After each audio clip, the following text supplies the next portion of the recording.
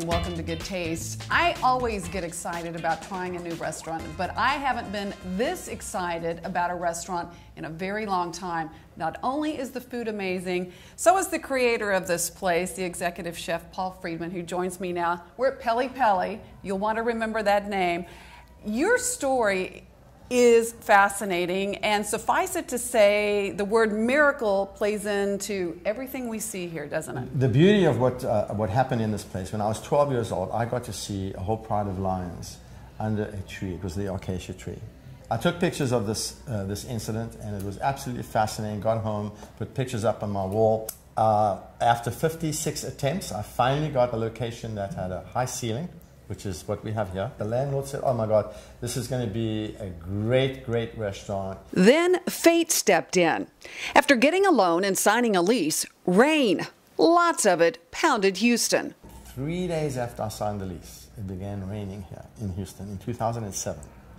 If you recall, all of the big buildings downtown were flooding, and well, it delayed this project almost a year. In the meantime, the economy took a dive, and Chef Friedman says his wife divorced him and wound up with the huge chunk of money he planned to use for Peli Peli. Every penny. Left me with the kids. Wow. And so here I am, no job, raising 4 kids. I have a restaurant, I've signed the lease, lost the loan. Now what do? I came here, I got on my knees in the middle of this restaurant, and I said, God, I need your help. Well, within a couple of minutes of having said that, there was a knock at my front door, and a gentleman standing there I'd never met before. His name was Luis. And he said, are you Paul? I said, yes. He says, I have come here to help you build a restaurant. And I looked at him and I said, this is a $1.8 million project. You want to explain to me how you're going to do that?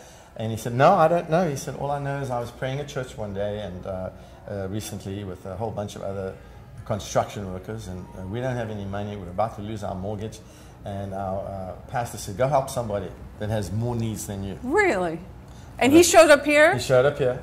They helped me build this restaurant without any money. They believed in this concept. They believed that this restaurant would open. They believed that this restaurant would be successful. And we have just recently paid everyone that we owed any money to from the beginning. You know, sometimes you say, well, why did this happen to me? Mm-hmm. And you start blaming God. You know, and then I began to realize, well, you know, there has to be a purpose, there has to be a reason. And then I said, well, what about that tree you showed me? So I started looking up in the Hebrew and the Greek, and I found out that the Acacia tree that I was looking at is known as the tree of life.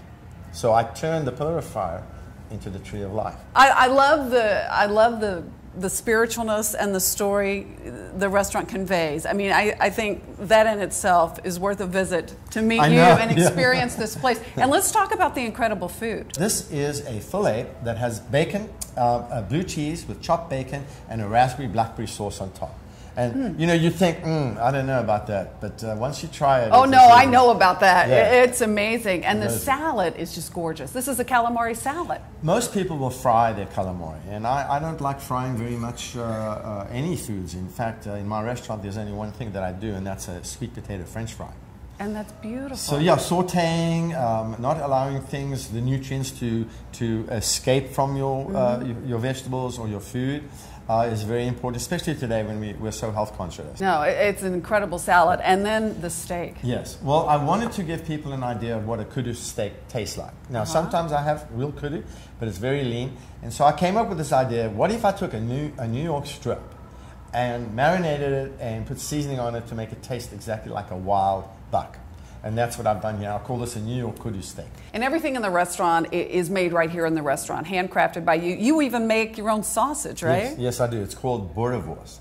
Boer means farmer, and wors means sausage in Dutch. It's very authentic to South Africa, but I twist it up and make it my own. Well, it's delicious, and it's something you can make at home. We're going to have the recipe, and the sauce that you put on it is to die for. So I want everyone to have that recipe. And again, it's Peli Peli. This is a wonderful place, and you've heard the incredible story behind how it came to be. And Chef Paul Friedman, thank you. My pleasure. Thank you very much for having me.